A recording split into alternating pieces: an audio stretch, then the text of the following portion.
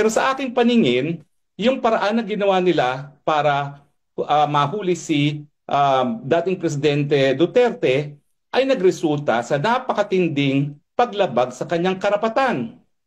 Unang-una, nakita nyo naman, sabi nila dun sa kanilang sinumite na sa habeas corpus na sinampa namin para kay Congressman Pulong na binasahan daw siya nung warrant of arrest. Hindi po totoo yan. Kasi wala pong pinakitang warrant of arrest. In fact, nagkaroon lang siya ng access sa warrant of arrest ngayong araw na ito.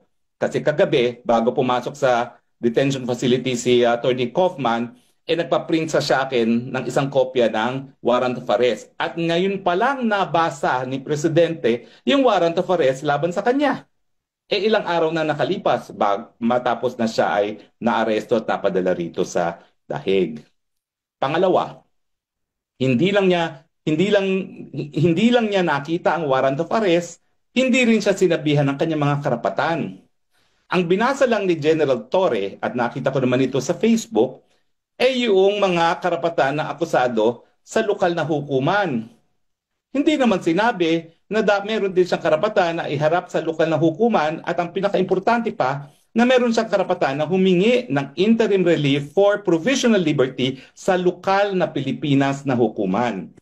Kaya nga po mali yung sinasabi din nung Castro na dito daw sa Hague haharap sa lokal na hukuman ang presidente. Hindi po. Diretso na siya sa ICC, hindi na dumaan sa lokal na tribunal. So nakikita nyo na yung mga tao ng administrasyon, hindi alam ang sinasabi nila.